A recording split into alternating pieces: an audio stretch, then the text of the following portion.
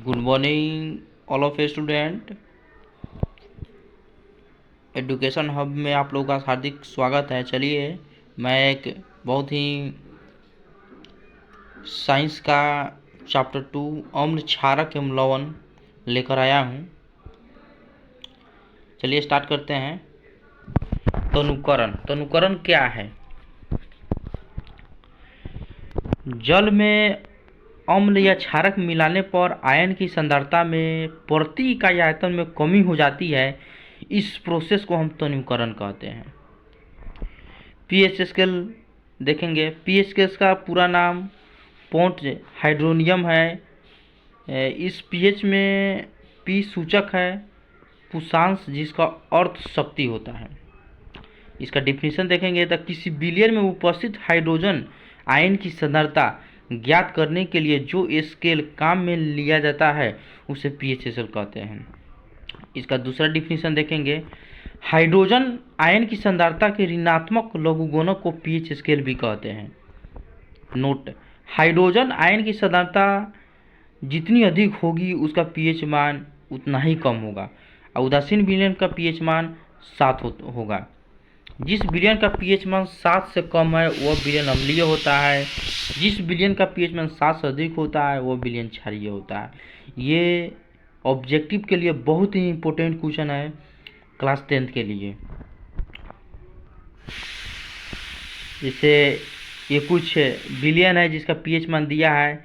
जैसे जठर रस का पीएच मान कहेगा 1.2 होता है।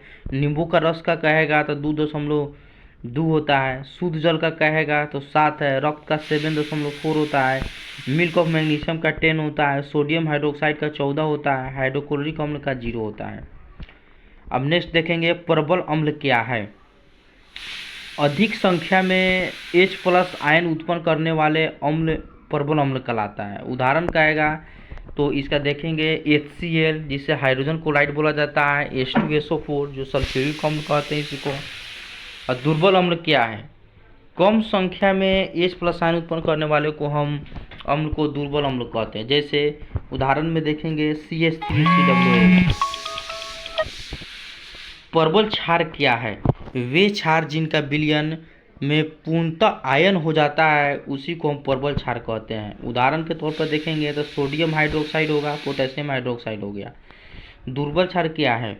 वे क्षार जो जलीय विलयन में पूर्णतः आयनित नहीं होता है उसी को दुर्बल क्षार कहते हैं। जैसे NH4OH MgOH के दिहल टू। नेक्स्ट देखें अम्लीय वर्षा। वर्षा के जल का पीएच मान 5 से कम हो जाती है तो उसी को अम्लीय वर्षा कहते हैं। ये लघुत्तरीय प्रश्न के लिए बहुत ही इंपॉर्टेंट क्वेश्चन है बोर्ड एग्जाम के लिए। अम्लीय वर्षा के कुप्रभाव। अम्लीय वर्षा का जल जब नदी में प्रवाहित होता है तो नदी के जल के मान का कम हो जाता है। ऐसे नदी में जलीय जीवधारा को उत्तरजीवित कठिन हो जाती है। फिर नेक्स्ट प्रभाव क्या है? अम्लीय वर्षा के कारण संगमरमर से बना ताजमहल काला पड़ने लगता है। कैल्शियम कार्बोनेट वर्षा में उपस्थित अम्ल में क्रिया कर लेता है। दैनिक जीवन में पीएच मान का क्या महत्व होता है? जो हमारे डेली लाइफ में जो यूज होता है पीएच का, उसका क्या इंपॉर्टेंट है ये देखेंगे।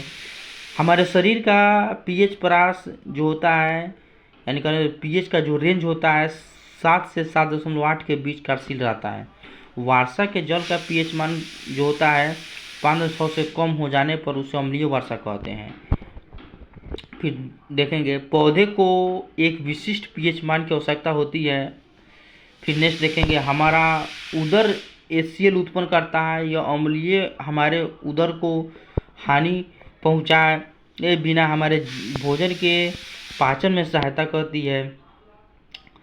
अपच होने पर हमारे उदर में अधिक मात्रा में HCl उत्पन्न होता है जिससे पेट दर्द व जलन का अनुभव होता है।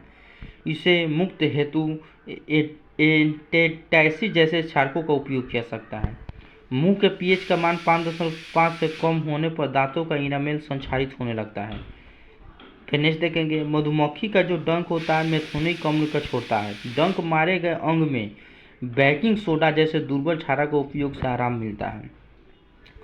कुछ प्राकृतिक अम्ल होता है जैसे सिरका हो गया, सिरका में एसिटिक अम्ल होता है। दही में कहेगा तो लैक्टिक अम्ल होता है। संतरा में कहेगा सिट्रिक अम्ल होता है।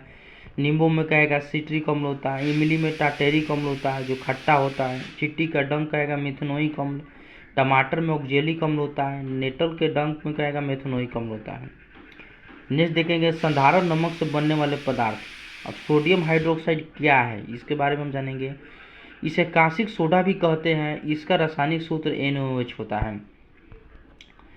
नेक्स्ट देखेंगे सोडियम क्लोराइड के जलीय विलय में विद्युत प्रवाहित करने पर यह वियोजित होकर सोडियम हाइड्रोक्साइड उत्पन्न करता है, इसे क्लोर क्षार प्रक्रिया भी कहते हैं। ये आपका उदाहरण है।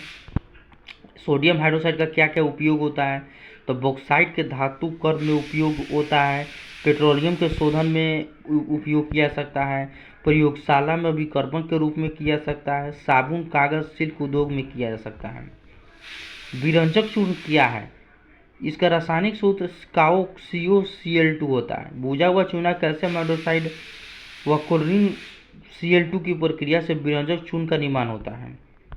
इसका उपयोग देखेंगे पीने वाले जल को जीवाणुमुक्त व रोगाणुमुक्त करने में, वस्तु उद्योग में विरंजक के रूप में होता है, प्रयोगशाला में विकर्मक के रूप में होता है, कागज उद्योग में विरंजक के रूप में होता है। बेकिंग सोडा कहेगा, इसे खाने की सोडा भी कहते हैं, इसका रासायनिक सूत्र NaCO3 होता है।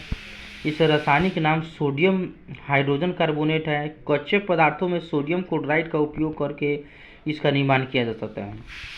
इसका उपयोग कहेगा तो स्वादिष्ट खास्ता पकौड़े बनाने में होता है, पेट की अम्लीयता को दूर करने में होता है, अग्निशामक यंत्रों में होता है, सोडा वाटर तथा सोडा युक्त शीतल पेय बनाने में भी होता है।